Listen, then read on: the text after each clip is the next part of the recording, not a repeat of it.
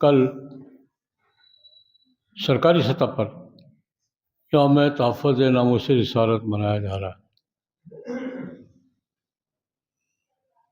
مذہب، مذہبی شاعر، مذہبی شخصیات، اس کا احترام، ان کی توہین کو جرم تسلیم کیا جائے، یہ دنیا میں مسئلہ چل رہا ہے، ہمارے یہاں بھی چل رہا ہے۔ اس پر ہماری حکومت نے بہت اچھا کیا، اچھی بات ہے، اچھی بات کوئی بھی کرے اچھی ہے۔ کل پورے ملک میں یوم تحفظ ناموس رسالت منایا جا رہا ہے، اور موضوع کیا ہے کہ مذہب، مذہبی شخصیات، مذہبی شاعر، ان کا احترام کیا جائے اور ان کے بے احترامی کو جرم تسلیم کیا جائے۔ میں اس حوالے سے دو تین باتیں عرض کرنا چاہوں گا۔ اس وقت معروضی صورتحال کیا ہے؟ بنیادی جھگڑا یہ ہے کہ مذہب قابل احترام، مذہبی شخصیات، پیغمبر، صحابہ کرام، مذہبی شخصیات، ان کا احترام، اور مذہبی شاعر، مسجد ہے، قرآن پاک ہے، یہ احترام انصاف کا تقاضا ہے، عقل کا تقاضا ہے۔ اور میں سادہ سی بات کیا کرتا ہوں کہ اگر ایک عام شہری کی توہین جرم ہے تو پیغمبر کی توہین اس سے بڑی جرم ہے۔ دنیا میں کسی بھی ملک میں چلے جائیں، یہ قانون عام آدمی کی توہین دنیا کے ہر ملک کے قانون میں کیا ہے؟ جرم ہے یا نہیں ہے؟ ہر تک عزت یہ جرم ہے یا نہیں ہے؟ دنیا کے کون سے ملک میں نہیں ہے؟ اور اس جرم ہے اور اس کی سزا ہوتی ہے، جرمانے کی سزا ہو، قید کی ہو، کچھ بھی ہو۔ لیکن دنیا کے ہر ملک میں ایک عام شہری کی توہین کیا ہے؟ جرم ہے۔ کوئی بھی عدالت میں جائے گا کہ میری سے توہین کیا تو عدالت گرفت کرے گی۔ لیکن بین الاقوامی قوانین میں عام شہری کی توہین تو جرم ہے، انبیاء کرام علیہم الصلوات و تسلیمات کی توہین آج کے بین الاقوامی قانون میں جرم نہیں ہے۔ اس کو آزادی رائے میں شامل کیا گیا ہے۔ یہ آزادی مذہب ہے، آزادی رائے ہے کہ یہ آزادی رائے کی، اس پر سزا دینا آزادی رائے کے خلاف ہے، اور بہت بڑا مغالطہ دیا جاتا ہے کہ آزادی رائے پر قدغن لگاتے ہیں۔ دیکھیے، اختلاف اور چیز ہے، توہین اور چیز ہے۔ یہ کہتے ہیں یہ اختلاف برداشت نہیں کرتے۔ ہم پر سب سے بڑا الزام کیا ہے؟ مسلمانوں پر سب سے بڑا الزام کیا ہے؟ کہ ہم اختلاف برداشت نہیں کرتے۔ نہیں، غلط بات ہے۔ اختلاف ہم نے ہمیشہ برداشت کیا ہے، توہین کبھی برداشت نہیں کی۔ اختلاف اور چیز ہے، توہین اور چیز۔ اس پر ایک سادہ بیسیوں مثالیں ہیں ہمارے ایسی ہندوستان میں، ہمارے ہندوؤں سے سامنا ہے۔ ایک بڑے ہندو مفکر گزرے، پنڈت دیانند سرسوتی، آج سے 150 سال پہلے۔ انہوں نے کتاب لکھی تھی ستیارتھ پرکاش، میرے پاس موجود ہے۔ اس کے ایک باب میں قرآن پاک پر اور جناب نبی کریم صلی اللہ علیہ وسلم پر 117 اعتراضات کیے ہیں۔ لاہور سے چھپی تھی، اردو میں، اردو ترجمہ اس کا، قرآن پاک پر اور جناب نبی کریم صلی اللہ علیہ وسلم پر 117 اعتراضات ہیں۔ لیکن بات دلیل سے کی ہے، اس کا جواب دیا گیا ہے۔ خود پنڈت دیانند سرسوتی کے ساتھ تعلق دیوبند کے بانی حضرت مولانا محمد قاسم نانوتوی رحمۃ اللہ علیہ نے گفتگو کی ہے، مناظرہ کیا ہے، اس کی کتاب کا جواب دیا ہے قبلہ نما سارے اعتراضات کا، کیونکہ بات سلیقے سے ہے، دلیل سے ہے، اختلاف کے رنگ میں ہے، اس کا جواب دیا ہے، موجود ہے کتاب، وہ بھی موجود ہے، وہ بھی موجود ہے۔ ہمارے اہل حدیث بزرگ گزرے ہیں، حضرت مولانا ثناء اللہ امرتسری رحمۃ اللہ علیہ، بڑے اکابر علماء میں سے تھے، انہوں نے جواب کی کتاب یہ حق پرکاش۔ پریروی مکتبہ فکر کے بڑے بزرگ گزرے ہیں، مولانا نعیم الدین مراد آبادی رحمۃ اللہ علیہ، انہوں نے بھی کتاب لکھی ہے۔ میں اس کا تو کتاب لکھی ہے ہندو دانشور نے، اس پر اعتراضات کیے ہیں جناب نبی کریم صلی اللہ علیہ وسلم پر، قرآن پاک پر 100 سے زیادہ ہیں، جواب لکھا ہے یار۔ یہی ایک ہندو دانشور نے کتاب لکھی تھی، راج پال نے کیا لکھی تھی؟ رنگیلا رسول۔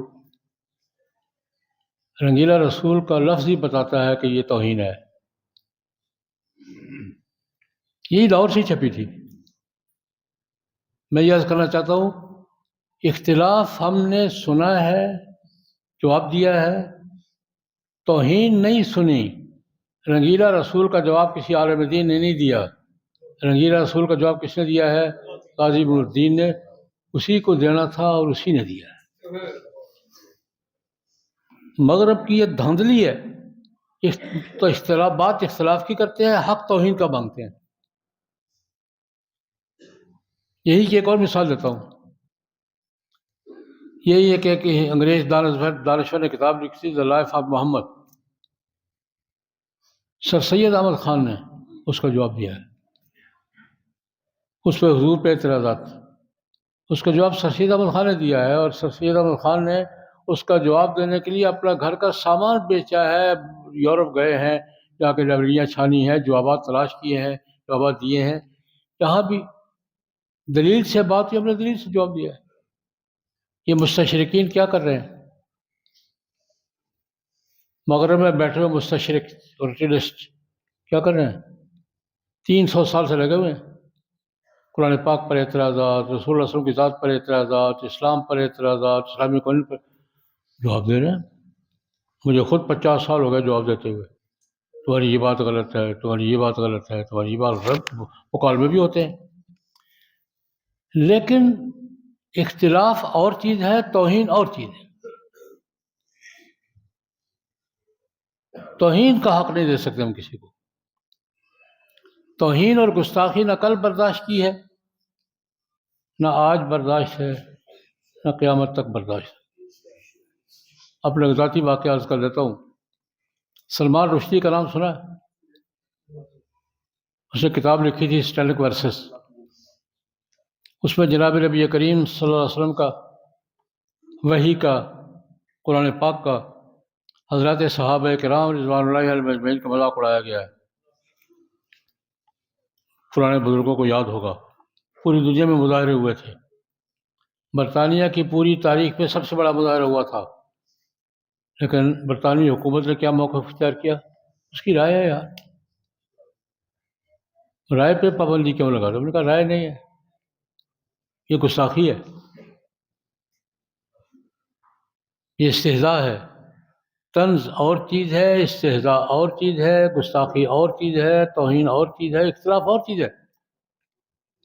اس زمانے کی بات ہے، برمنگھم میں ایک جلسہ تھا اسی پر، میں بھی اس میں شریک تھا، میں نے بیان بھی کیا۔ میں اب بیان کر رہا ہوں کہ یار گستاخی ہے، اس پہ پابندی لگاؤ۔ ایک نوجوان کھڑا ہوا، بولے صاحب کتاب کا جواب لکھو نا۔ یہ شور کیوں مچا رہے ہو؟ کیوں ہی سامنے کھڑے ہو؟ میں نے کہا بیٹا جی، جواب دلیل کا ہوتا ہے، گالی کا نہیں۔ جواب کس کا ہوتا ہے؟ میں نے مثال دی، میرے والد محترم حضرت مولانا محمد سرفراز خان صفدر رحمۃ اللہ حیات تھے، اس دور کی بات ہے۔ میں نے کہا میرے والد صاحب نے 50 کتابیں لکھی ہیں، اگر کوئی شخص مجھ سے یہ کہے کہ تمہارے والد صاحب نے فلاں کتاب میں فلاں حوالہ غلط دیا ہے، تو میری ذمہ داری ہے کہ میں دلیل سے بات کروں، حوالہ تلاش کر کے دوں کہ نہیں۔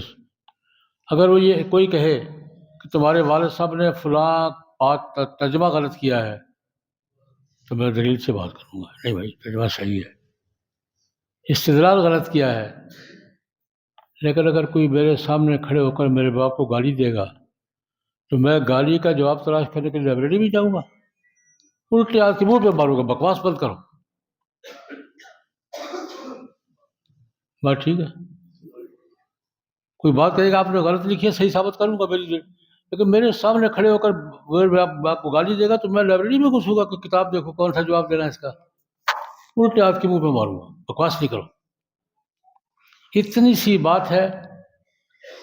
مغرب، پورے کا پورا مغرب اختلاف اور توہین میں فرق نہیں کر رہا، اختلاف کے نام پر توہین کا حق مانگ رہا ہے، وہ ہم دینے کے لیے تیار نہیں ہیں۔ اس لیے کل جو پورے ملک میں یوم تحفظ ناموس رسالت منایا جا رہا ہے، اس پہ میں یہ عرض کروں گا 4 کام ہم نے کرنے ہیں۔ پہلی بات یہ کہ بین الاقوامی فورم پر اقوام متحدہ سے، یورپی یونین سے، جنیوا ہیومن رائٹس کمیشن سے ہم نے منوانا ہے کہ انبیاء کرام علیہم الصلوات والتسلیمات اور دینی شخصیات کی توہین بھی اسی طرح جرم ہے جس طرح ایک عام شہری کی توہین جرم ہے۔ کامن سینس کی بات ہے۔ اگر عام شہری کی توہین جرم ہے تو پیغمبر کی توہین جرم نہیں ہے۔ لیکن ایک فرق بھی اور بھی، ہمارے یہاں پاکستان میں ہمارے قانون میں عام شہری کی توہین جرم ہے، ٹھیک ہے، قائد اعظم مرحوم کی توہین بھی جرم ہے، ہونا چاہیے۔ کیا دونوں جرم برابر ہیں؟ عام شہری کی توہین اور قائد اعظم کی توہین دونوں جرم ہیں، لیکن برابر کے جرم ہیں۔ برطانیہ میں عام شہری کی توہین جرم ہے، بادشاہ کی توہین بھی جرم ہے، برابر کے جرم ہے۔ فرق تسلیم کرنا ہوگا۔ عام شہری کی توہین کا جرم اور لیول کا ہے، اور انبیاء کرام علیہم الصلوات و تسلیمات کی توہین کا جرم اور لیول کا ہے۔ جرم بھی تسلیم کرنا ہوگا اور اس کا لیول بھی تسلیم کرنا ہوگا۔ ہم سے مطالبہ کیا، امریکی باقاعدہ ریکارڈ پر ہے، امریکی وزارت خارجہ کا ہم سے مطالبہ ہے کہ توہین مذہب کو جرم کی فہرست سے نکالو۔ کیوں نکالے بھائی؟ توہین مذہب میں 3 باتیں ہیں: مذہبی شاعر، مذہبی شخصیات اور خود نفس مذہب۔ امریکہ کا ہم سے مطالبہ ہے کہ توہین مذہب کو جرائم کی فہرست سے نکالو۔ اس سے بڑی دھاندلی کیا ہے؟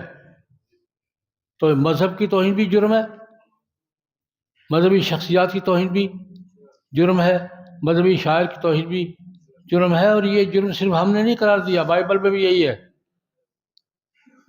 تورات میں بھی یہی ہے۔ یہی لاہور سے چھپی ہوئی تورات اٹھائیں آپ، بائبل موجود ہے، اس پہ آج بھی موجود ہے، اس کی سزا موت ہے۔ مذہب کی اور مذہبی شخصیات کی توہین کی سزا آج بھی بائبل میں موت لکھی ہوئی ہے۔ ہم تو تسلسل پہ قائم ہیں۔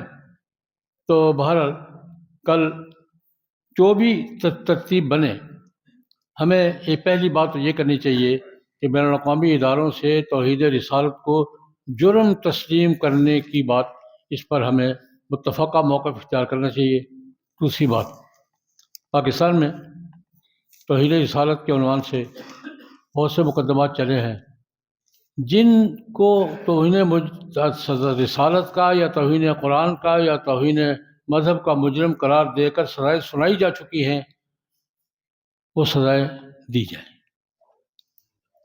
جو مقدمات ہیں، ان مقدمات کو جلد از جلد مکمل کیا جائے، اور ان تینوں کے بعد چوتھی بات، ان تینوں سے زیادہ اہم ہے کہ جو بے گناہ قابو کیے ہوئے ہیں آپس کے جھگڑوں کی وجہ سے،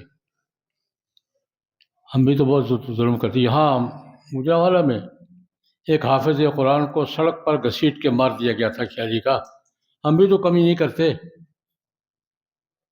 نہیں مارا گیا تھا؟